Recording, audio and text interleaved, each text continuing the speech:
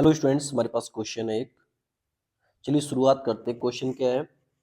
The set of all possible values of theta in the interval 0 से pi for which the point 1, 2 and sin theta cos theta lie on the same side of line.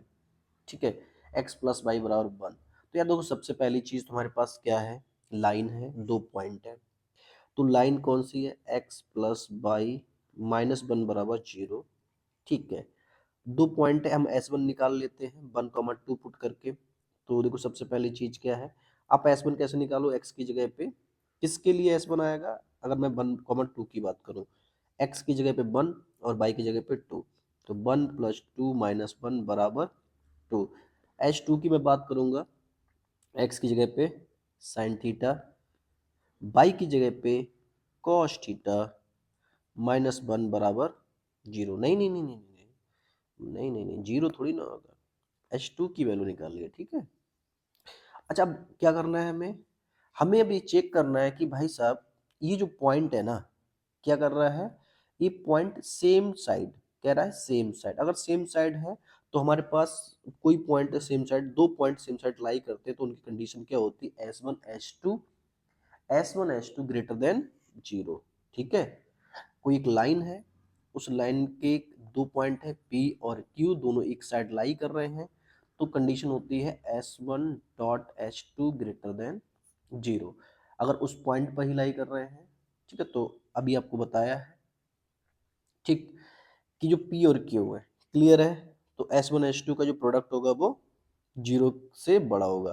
तो सबसे पहली चीज, अच्छा देखते हैं क्या है हमारा। साइन थीटा प्लस का कॉस थीटा -1 और ये क्या है? 2, 0। ठीक है, सॉल्व करेंगे तो sine theta plus cos theta, ये क्या जाएगा? ग्रेटर देन 0 और ये -1। Sine theta plus cos theta greater than 1। ठीक है, √2 से मल्टीप्लाई कर लो, √2 से डिवाइड कर लो। क्यों किया है अभी पता चल जाएगा। Sine theta plus cos theta, जिसकी ट्रिग्नोमेट्री थोड़ी सी वीक होगी वो यहाँ पे थोड़ा सा अपने आप को कमजोर महसूस करेगा। तो ये √2 इंटू क्या हो जाएगा? 1/√2 sine of theta plus 1/√2 cos of theta greater than 1। अच्छा, एक चीज बताओ, इसको कंफर्म करने के लिए कि कॉस 45 और साइन 45 की वैल्यू कितनी होती है? 1/√2। Very good. तो ये हो जाएगा हमारा sine π/4 plus theta greater than 1/√2। अब एक चीज बताओ यार, मैंने कहा कि ये मान लो कोई एंगल है जिसकी वैल्यू 1/√2 से बड़ी है। तो सबसे पहले मैं तो कुछ नहीं करूंगा, मैं सिर्फ बनाऊंगा ग्राफ। क्योंकि आपने इतना तो ट्रिग्नोमेट्री फंक्शन पढ़ा है कि यार आपको ग्राफ तो थोड़ा बहुत आता होगा। ठीक है, और नहीं आता तो प्लीज सीख लो। अरे यार, कितना गंदा बन गया, घटिया ग्राफ। ठीक है, तो मैं बनाऊंगा साइन एक्स का ग्राफ।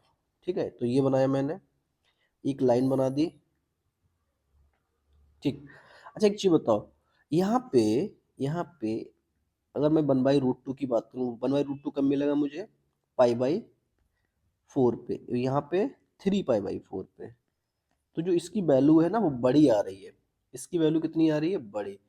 इसकी वैल्यू क्या आ रही है? बड़ी आ रही है। तो अगर बड़ी आ रही है तो मतलब वो क्या है? ये यहाँ पे होगा कि नहीं होगा? इसका मतलब क्या हुआ यार? इसका मतलब ये हुआ कि देखो, ये वैल्यू क्या है? बाई ही तो है। ठीक है, जब इसकी वैल्यू मिलेगी किस एंगल पे? π/4 प्लस थीटा पे। तो ये वाला जो यहाँ से लेके यहाँ तक जो होगा, ठीक है, क्या एंगल कहाँ से? π/4 से लेके 3π/4 तक, उस पर वैल्यू 1/√2 से बड़ी मिलेगी। और यही तो कंडीशन है हमारी। तो अगर ये कंडीशन है हमारी, तो हम क्या करेंगे? जैसे मान लो मैं इसको बोल दूं कि भाई π/4 जो है वो साइन अल्फा है, π/4 प्लस थीटा क्या है? साइन अल्फा है। तो साइन अल्फा की वैल्यू क्या? Greater than 1/√2। ठीक है, क्लियर है कि नहीं? सबसे पहले कलर चेंज करते हैं। ठीक है, तो जो अल्फा होगा, अल्फा कहाँ से कहाँ तक लाई करेगा? अल्फा लाई करेगा π/4 से लेके, π/4 से लेके 3π/4। क्यों? क्योंकि इसी इंटरवल में ये जो ग्राफ है वो कहाँ से है, वो 1/√2 से बड़ा है।